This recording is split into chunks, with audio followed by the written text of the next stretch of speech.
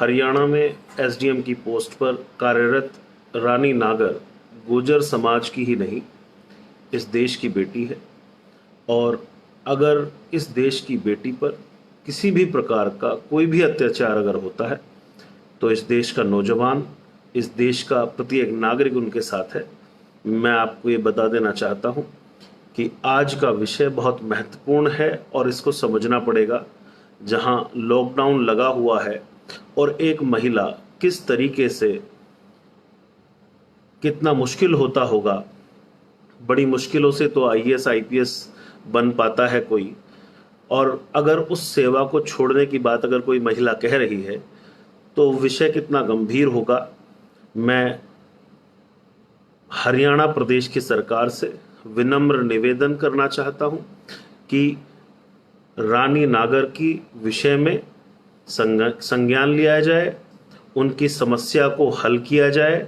वो क्यों अपना पद छोड़ना चाह रही हैं इसको समझना पड़ेगा। और मैं निवेदन करता हूं कि उनको सुरक्षा दिलाई जाए।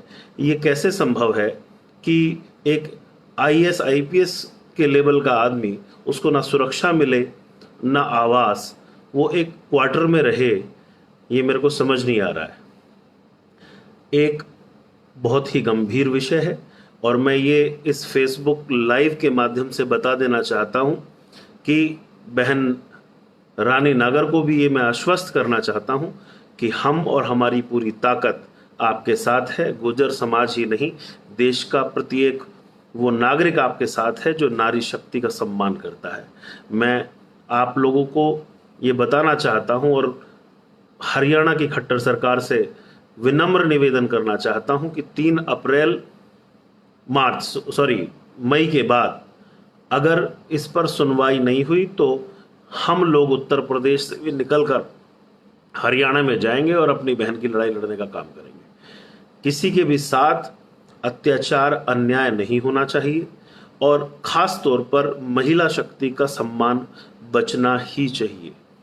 मैं एक बार फिर दोहरा दूं कि रानी नागर जो कि हरियाणा में एसडीएम के पोस्ट पर कार्यरत हैं, उनको मजबूर किया जा रहा है कि वो अपनी सेवाएं छोड़ दें, या वो ऐसी क्या परिस्थिति है कि वो अपनी आज नौकरी कोई छोड़ना चाह रहा है। क्या ये विषय गंभीर नहीं है? क्या इस पे सरकार को संज्ञान नहीं लेना चाहिए?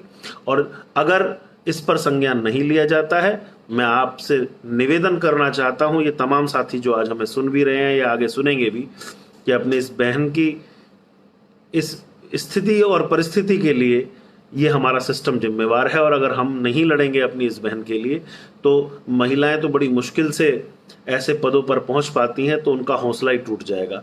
तो अच्छे लोगों को हौसला नहीं टूटने देना है।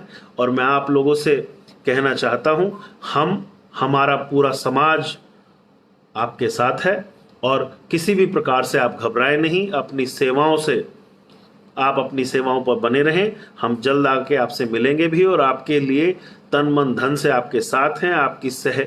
आपके लिए हर तरीके से हम खड़े मिलेंगे। आपको डरने की आवश्यकता नहीं है। आप किसी भी तरह से ना डरें। उस महिला को डर है कि उनके परिवार को हरेस किया जा रहा है, उनको जान से मार दिया जाएगा। कई बार लिख के दे चुकी है वो महिला और उसके बावजूद वहां की सरकार के कानों पर जूं नहीं रेंग रही है। मैं किसी भी पार्टी का पक्षकार के तौर पे मैं बात नहीं करना चाहता हूं। पहले हम देशवासी, जिस किसी के भी साथ गलत होगा, हमारी बहन बेटी के साथ अगर गलत होगा तो कोई भी सरकार हो, हम चुप नहीं बैठेंगे। मैं एक बार फिर से निवेदन करता हूं खट्टर सरकार से कि वो आगे आए, उसमें जांच बिठाए और हमारी बहन रानी नागर को सुरक्षा तत्काल प्रभाव से दी जाए। वरना लॉकडाउन के बाद अपनी बहन की लड़ाई के सम्मान में अगर हमें आना पड़ेगा तो हम आएंगे। और मैं आप लोगों से, जो भी भाई लिख रहे हैं, उनके भी बातों का जवाब दूंगा। हरिंदर यादव साहब कैसे हैं? मनीष त्यागी कैसे हैं? एके त्यागी कैसे हो आप? सुनील त्यागी कैसे हैं? मेहता जी, कपिल मेहता जी कैसे हैं आप? विजय शर्मा, राम राम भैया, राम राम। मैं सभी से निवेदन भी करता हूं आप सब लोगों से कि उस महिला के लिए जो पीड़ित है, शोषित है, और इस स्तर पे जाने के बाद आप सोचिए कि एसडीएम जैसी पोस्ट पर होने के बावजूद वो अपने आप को असहाय महसूस कर रही है, तो हम जैसे लोग अगर आगे नहीं आएंगे तो उस महिला का हौसला ही टूट जाएगा और वो हमें किसी भी हालत में टूटने नहीं देना है। तो मैं निवेदन करूंगा हमारे साथियों से, आज लाइव ये लंबी नहीं बना रहा हूं मैं, ये केवल अपनी उस बहन के लिए, रानी नागर के लिए मैं ये लाइव बना रहा हूं कि हम तुम्हारे साथ हैं, पूरा समाज आपके साथ है, ये देश आपके साथ है। आपको घबराने की ज़रूरत नहीं है, अपनी सेवाएं छोड़ने की ज़रूरत नहीं है, नौकरी छोड़ने की ज़रूरत नहीं है। आपको सुरक्षित रखना वहाँ की सरकार का भी काम है, लेकिन इस देश का प्रत्येक नागरिक आपकी आवाज़ बनेगा। आपको किसी भी प्रकार से डरने की ज़रूरत नहीं है।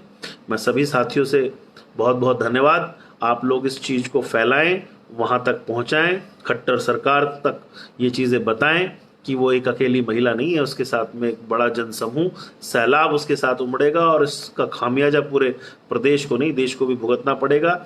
मैं नहीं चाहता हूं कि इस विषम परिस्थितियों में भी इस तरह की परिस्थिति बने। उस महिला के साथ, हमारी उस बहन के साथ न्याय हो, उनको सुरक्षा प्रदान हो। इन्हीं बातों के साथ आज मैं अपनी बातें यहीं समाप्त करता हूं और मैं आश्वस्त करना चाहता हूं अपनी उस बहन को कि आप घबराए नहीं, हम सब आपके साथ हैं। जय हिंद, नमस्कार।